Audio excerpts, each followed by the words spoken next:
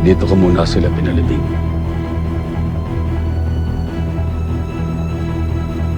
Habang tinutugis tayo ni Emilio,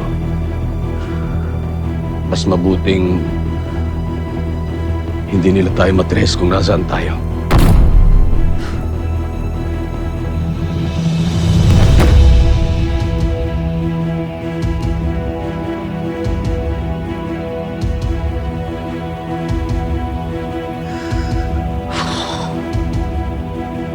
Namatayan ka ng mga kaibigan, Lolo.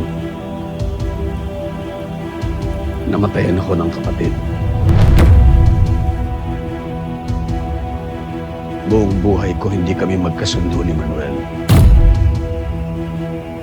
Pero sa huli, tinupad niya ang pangako niya na protektahan ang buhay mo ng buhay niya. Pinapangako ko sa'yo. Poprotektahan ko si Lolo ng buong buhay ko.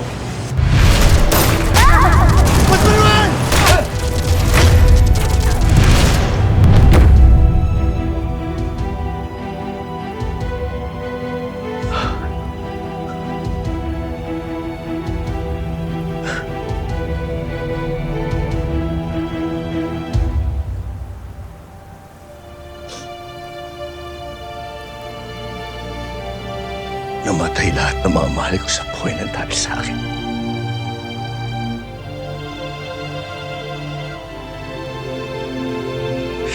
Dahil sa akin.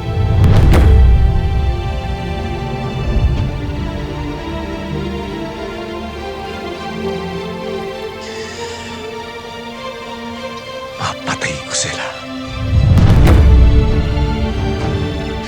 Dahil ito lang ang tanging paraan para maprotekta ang pamilya ko.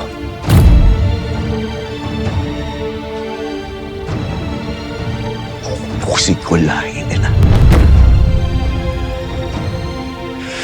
Magbabayad sila sa lahat ng mga kinukuha nila sa akin. Nak, kailangan mong magpalakas, Lolo. Hindi ka pwedeng kumilos ng ganyan. Hindi kita papayagan. Bilang ama mo, kinikilala mo man ako o hindi.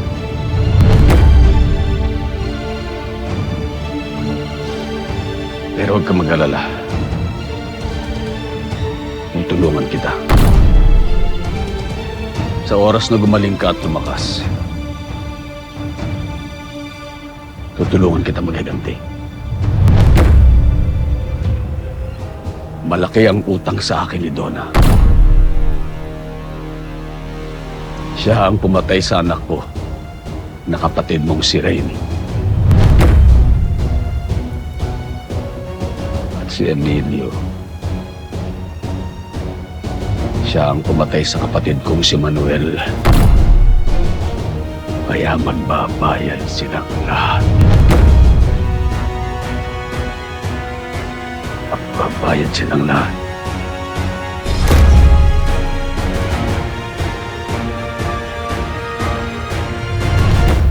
Bango, di ba? Gigisa mo lang yan ng maayos para mawala yung lansa niya. Sorry, Tete, Hindi kasi talaga ako marunong magluto eh. Ako, halata naman. Ang kinis-kinis ng kamay mo. Kung di lang kita BFF, di ako maniniwala na anak ka ng mangingisda. Diba? Ang bango, oh. Yun naman yun? Ay, girl! Ay! Ang bilis! Naamoy niyo? Naku, malayo-layo pa lang amoy na amoy ng specialty mo, Oo nga, hindi mo pagkakaila, Ang special bagoong ala, Tete! Teka, bakit? Ano ba amoy ni Tetet? Mabango, yung maangot-angot. Oy, Badong, hindi ako. Yung ito kasing bagoong, kala mo ko itutulad sa'yo, ha? Hindi ka naliligo, nilalango ka na. Ay, nako. Hihingi tayo. Aba, parang good mood si Tete. At makakatikim na naman tayo ng napakasarap niyang ulam. Of course. Good mood. Eh, bakit naman, Mama? Ano pa nga ba Kasi siya ay nanalo ng Miss Palengkembo 2025, di ba? Bayan ng pa-blowout niya. Ang luto niya. Uy, bagong napa-blowout mo sa amin, grabe ka. Hoy, grabe, syempre may mangga. Yan o. Ay, nasa, ay, ako, magsawa kayo dyan. Uy, huwag niyo lang ubusin yung bunga ng mangga ko kasi yung kalahati niyan, bebenta ko para dumagdag sa, yung sa napalanunan ko. Para malaki-laki din yung bibigay ko kay tatay. Yan naman dapat ang ina-awardan sa'yo, Tetet, yung pagiging mapagmahal na anak. Narinig ka dyan. At Miss Congeniality. Kasi tignan nyo naman guys, ang dami-daming kaibigan ni Tetet at natutuwa talaga ako na isa ko to. Siyempre, sino pa bang magpa-friendship? Eh, di yung magaganda.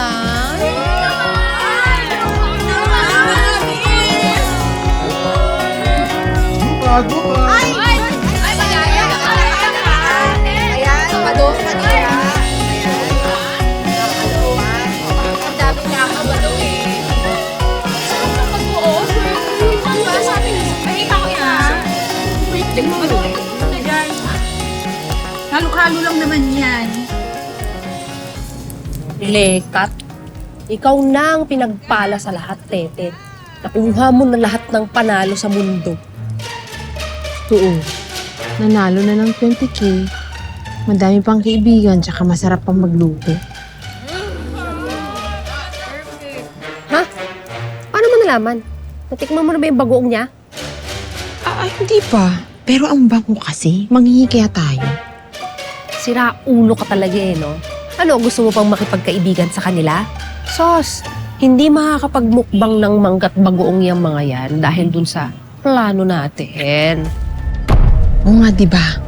Ang plano natin, nakawin natin yung mga gatite. Oo, tignan mo, manibalang na nga yung mga prutas. Nagpapapitas na. Oo, nanilaw-nilaw na eh. Handa ka na ba? Kaya mo ba yan? Ako ba? Oo naman. Yari sa akin yung mga yan. Baba mo. Ganun-ganun lang.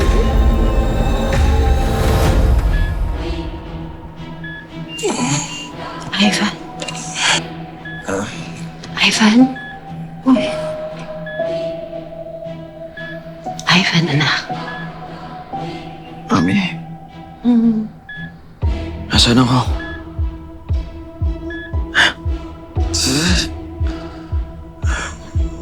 Mami?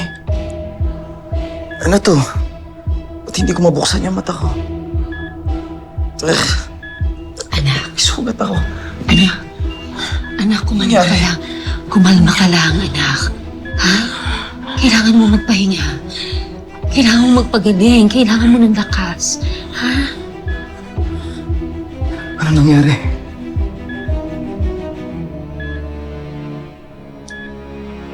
Nang dahil kay Lolong, kaya ka nagkaganyan, anak. Lolo?